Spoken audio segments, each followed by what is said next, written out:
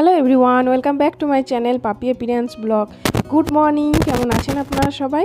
চলুন নতুন একটা ভিডিও নিয়ে আবার হাজির হয়ে গেছি।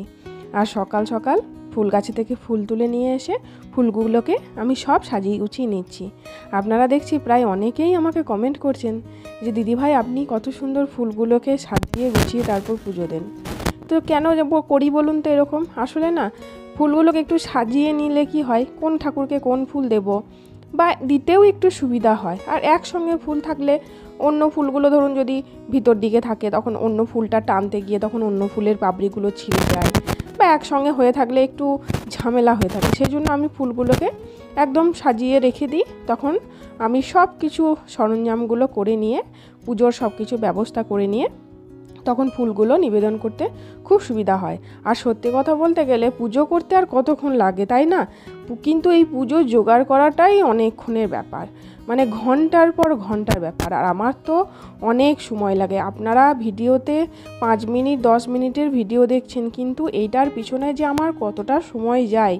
ধরুন বাসনগুলোকে প্রত্যেক দিন পরিষ্কার করা, তারপর ঠাকুর ঘরটাকে মুছা, তারপর ফুলগুলোকে বাগান থেকে তুলে নিয়ে আসা, সেইগুলোকে আবার ঠিকমতো ফুলগুলোকে সাজিয়ে রাখা, তারপর মালা গাঁথা হয়ে গেলে তার গোপালদেরকে নামিয়ে স্নান করানো, তারপর ওনাদেরকে রেডি করা, তারপর ওনাদের বিছানাগুলোকে ঝেড়ে আবার নিজে নিজে জায়গায় বসিয়ে রাখা।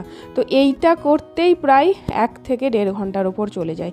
আর পুজো করতে আর কতক্ষণ লাগে? পুজোর সব কিছু সরঞ্জাম করা, রেডি করা, এটাই অনেক বড় কাজ। আর আপনাদের মধ্যে কেউ একজন আমাকে বলেছেন যে দিদিভাই ফুল ধুতে নেই, ফুলে গঙ্গা জল ছিটিয়ে দিলেই হয়।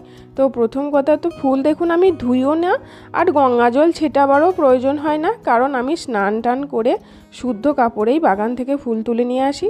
আর বাগানটা আমার বাড়ির উঠোনের মধ্যেই, মানে আমার বাড়িটার সামনেই আমার ফুলের গাছের বাগান, মানে পুরো সামনের দিকটা পুরো অনেকটা জায়গা যেহেতু আমার উঠোনে, তো সেই জন্য ফুলের বাগানটা আমার বাড়ির সামনেই।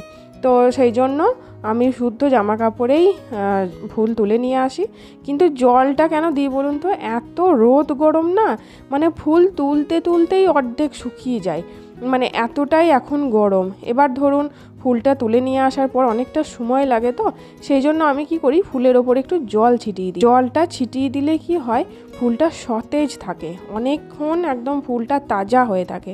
জলটা ছিটিয়ে দিলে ফুলের লংজিভিটিটা একটু বেশি বেড়ে যায়, তো সেই জন্য জলটা ছিটিয়ে দিই। আর জল যদি না ছিটিয়ে রাখি, একদম ফুলগুলো শুকিয়ে একদম মানে নেতিয়ে পড়ে যায়, তখন ফুলটা দিতে কেমন কেমন লাগে। সেই জন্য আমি হালকা করে ওপর থেকে জল ছিটিয়ে দিই। আর আজকে ছিল বৃহস্পতিবার, আর বৃহস্পতিবারে মা লক্ষ্মীর ঘট।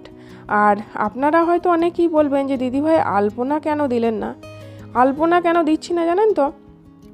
এত পিঁপড়ে এখন, একদম লাল পিঁপড়ে, মানে এমনিতেই এই ফুল দেখছেন এত ঠান্ডা জিনিস, ফুলটা তো এমনিতেই ঠান্ডা জিনিস, এই ফুলের মধ্যে ঠাকুরের সব সিংহাসনে একদম লাইন ধরে লাল পিঁপড়ে, মানে কি বাজে যে লাগে। আর আমি তো বিরক্ত হয়ে যাচ্ছি এই পিঁপড়ে দাঁড়িয়ে, মানে চকের দাগ দিতে হচ্ছে। আগেও আপনাদেরকে ভিডিওতে শেয়ার করেছি, একদম পুরো চারিদিকে চকের দাগ দিয়ে রাখি, কিন্তু সেটা একদিন পরেই আবার রিপিট করতে হয়। এই ঠাকুরগুলোকে সব সরিয়ে ভিতর দিকে সব চকের দাগ দিতে হয়।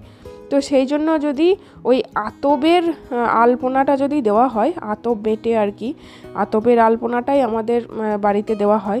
তো সেই আতবের আলপনাটা যখন দিই, সেই আতবটার ওপরে পিঁপড়ে আরও চলে আসে জানেন, একদম পুরো ঝাঁক হয়ে পিঁপড়ে। আর সেইগুলো সব ভগবানের গায়ের ওপর দিক দিয়ে যাওয়া আসা করবে। তো সেইগুলো দেখে না সত্যি খুবই খারাপ লাগে। সেই জন্য আমি আলপনাটাই ঘটের এই জায়গাটাতে দিচ্ছি না, আমার ঠাকুর ঘরের মেন দরজায় ওখানে আলপনা আমি দিয়ে দিই, আর ওখানটাতে একটু চক দিয়ে দিই। কিন্তু এই ঘটের এই জায়গাটাতে আলপনা শুধুমাত্র পিঁপড়ের অত্যাচারের জন্য দেওয়া হচ্ছে না জানেন তো, আর কিছুই না। আমি বেশ কিছুদিন দিয়ে দেখলাম এতটাই পিঁপড়ে যে আর কি বলবো। সঙ্গে জানেন পুজো করতে সঙ্গে পিঁপড়ে চলে আসছে। তো সেই জন্যে এমনিই ঘট বসালাম। আর জগন্নাথের মূর্তিটা দেখুন কি যে অসুবিধা আমার হয়। দেখুন আজকে আমি ছোট্ট করে 3টে মালা গেঁথেছিলাম পরাবো বলে, কিন্তু 3টে মালা আলাদাভাবে পরানো গেল না। তারপর কি করলাম, মালাগুলোকে আবার 3টেকে একসঙ্গে রিপিট জয়েন করে তারপর মালাটা পরালাম। এবার আমি যখন পুরী যাব তখন অবশ্যই আমি সিঙ্গেল এরকম জগন্নাথের মূর্তি আমি নিয়ে আসব। এটা একটা সেটের মূর্তি, জানেন তো। আমি এই রকম মূর্তি নিয়ে এসে যে কী ভুল করেছি, আমি একটুকুও মনের মতো করে সাজ শৃঙ্গার করতে পারি না। তো আপনারা অনেকে কমেন্ট জগন্নাথ দেবকেও সাজ শৃঙ্গার করতে পারেন, কিন্তু বিশ্বাস করুন আমি অনেক চেষ্টা করি কিন্তু হয় না। তো যাই হোক, দেখা যাক কবে পুরী যাব আর কবে আমার জগন্নাথ আবার আমার বাড়িতে আসবে। চলুন তাহলে আজকের মতো ভিডিওটা এই পর্যন্তই। কেমন লাগলো অবশ্যই বলবেন। যদি কিছু ভালো লেগে থাকে তাহলে প্লিজ লাইক কমেন্ট শেয়ার করতে ভুলবেন না, আর চ্যানেলটা অবশ্যই সাবস্ক্রাইব করবেন। চলুন আজকের মতো আসি, আবার দেখা হচ্ছে পরের ভিডিওতে। ততক্ষণের জন্য সবাই সুস্থ থাকবেন, ভালো থাকবেন, টাটা।